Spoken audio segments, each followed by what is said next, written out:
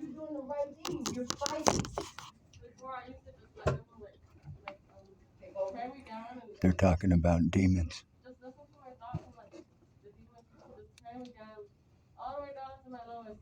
I used to just not care about anything. I used to not give a fuck about how I look or care about my health or anything.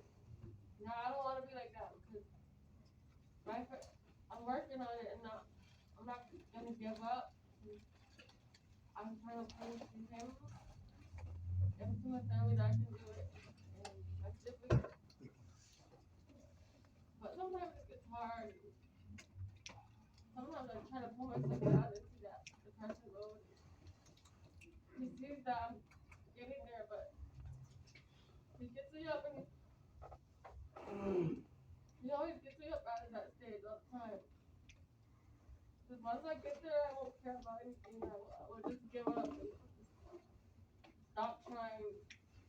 I don't want to do that anymore. I'm tired of letting them take me. I'm tired of letting them tear me down to my lowest.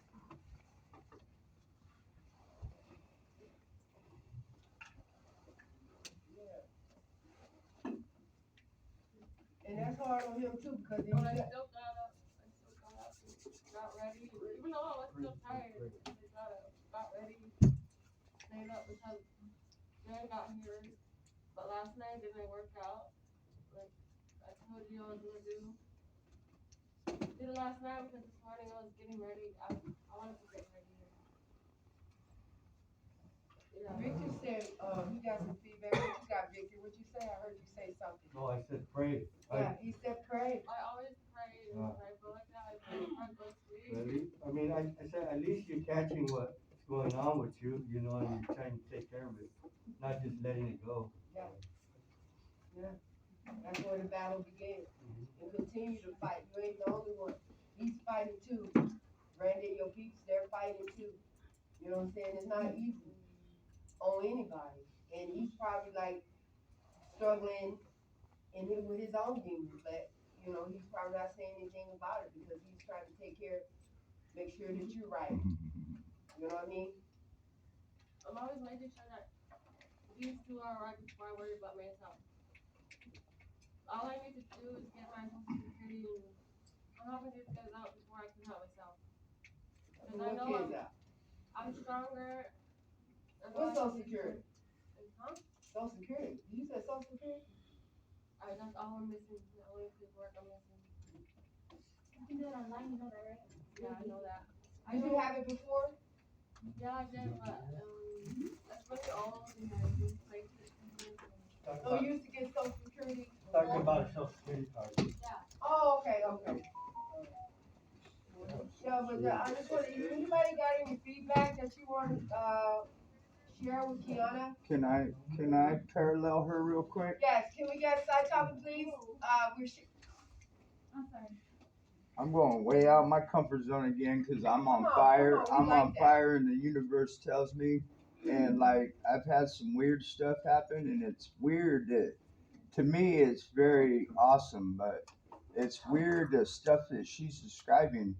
I'm kind of going through some trouble right now in my house. I have an individual, and I talked to my wife all morning. I feel like grabbing him by his throat and choking him out right now. And you know, I've been to prison twice and I know how violence works, you know, and my wife is telling me to be smart and let the Lord work his will through me and not to fall short and fall weak into this prison system mentality. And like, I know the prison system mentality is when it presents itself, you got to react without hesitation because other people will watch the way these fools acting and they'll try to do it too, you know? And it's like, I have a demon that's working through somebody in my house right now, and he's being very weird, and he's provoking me. And like you guys can kind of see, I'm kind of gaining some strength now. I'm trying to powerhouse this through my recovery and be here for my kids and my family. This is very important to me, and that's why I'm strong and like a flame right now. I feel like a flame's in me, and it's God's will, my girl tells me, and not to fall short, because if I allow this demon Yes, sir. to sit there and have the strength to push me off of my tracks right now, it's gonna ruin my recovery and my program, and then I'm gonna lose what I have that's being offered to me by the cosmos and the universe or God, That's right. God's will, and I've been a man that's fallen short a lot in life and had a lot of bad choices that I've made, like prison, and it's so easy to just give up and wring this dude's neck right now Right. and tell him, dude, you're crossing my border. What were we talking about earlier? Our You're boundaries. crossing my boundaries here, man. You need to step back and get off of me. Right. But my wife, the salt and pepper, us guys need us, them women, and soft emotions Yes. to get us to put down our manliness, and listen to that emotion, because us men need that too. We can't just be strong and powerhouse. We need some of that emotion in our life, and that's why we have women with us, Yes. to work side beside us, Sure. to get me to focus, man, that violence is just gonna screw everything up. And she told me, you know what you need to do? And this is what's funny. She said, you need to stand up in class and touch these people in your class, Daniel, and have that flow of that energy of God's will, and touch these people and put a fire in your class, man, and tell these people that don't lose focus, man. Don't lose focus, and don't let anything stop you from your focus and your programming. And if you don't, you're going to be all right. And I feel weak, like I just want to strangle the dude, And so I had talked to my housemate or my house boss, and I didn't want to be no rat, Yeah. because I'm from prison, man. I don't want to be no rat and be ratting on nobody. But I had brought it up to the guy that controls the house, and he said he's going to have a talk with the dude. And I did get soft and I did rat, but hey, I also stood up and I recorded it, because I wanted my old lady to listen to this and listen to me have the ball sack, to stand up and do this, man, because this is out of my zone right here. Sure. Like, way. Now, hold on just a second. Hold on. So, to back to what he was saying, and thank you for sharing. This is not a prison. You know what I'm saying? And I keep telling you guys that this is not prison. This is treatment. Mm-hmm. People are coming here to get treatment. Mm-hmm. They're not coming here to wear their rags, to wear their scarf, to sag, or whatever else, whatever behavior goes on in prison. This is not prison. This is where you come and get treatment. So if anybody's provoking you in that way, again, your wife is right. You need to ignore that. Bring it to our attention so they can be addressed. Because if somebody's using drugs or acting in a way that is not according to the rules of a treatment center, right, you need to bring it to attention, because there's no snitching up in here. You know what I'm saying? It's not called snitching. It's bringing to our awareness the behavior that's going on in the home. This is a home. People trying to get clean. People trying to get their kids back and trying to go home. This is not gangster lean, let ride or die. None of that is popping off up in here. You know what I'm saying? And yes, there's behaviors like that, but this is not the program. Right. This is not going to happen like this. So I'm glad you brought it to your attention. And again, just one like you person said, your wife said to stay focused. And I tell people all the time, there's a lot of negativity going on up in here. There's a lot of negativity going on in the home. Stay focused. Because in time that person either gonna leave or you're gonna get kicked out the program. Again, stay focused on your program. Remember why you was here. And I'm telling you, all you new people that are here, you know what I'm saying? There's people that's been here that is in the program. They don't want to be here. They're here because they have to be. So if their behavior is causing you to feel some type of way, bring it to our attention. Ignore it.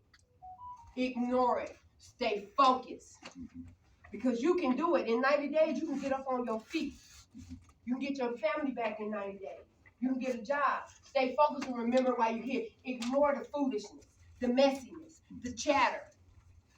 Just like you did, you ignored it when you was in prison. You were fighting every battle in prison. Yeah. How many of y'all was fighting every battle in prison? I wasn't. Wasn't that type of party. Because you get your head cut off up in there or get slammed in the hole for a whole year.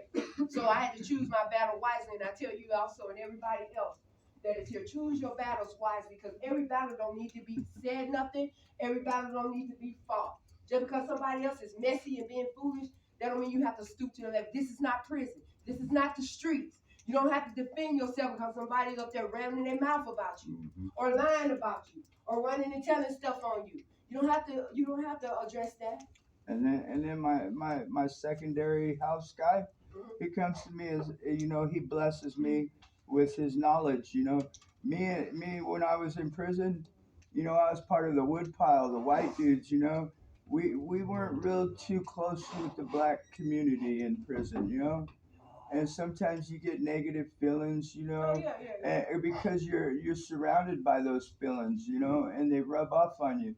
And you know what? I gotta say, being a white guy and being from prison and all that bull crap, I've met some really cool black people and had the opportunity to connect with some people that are amazing.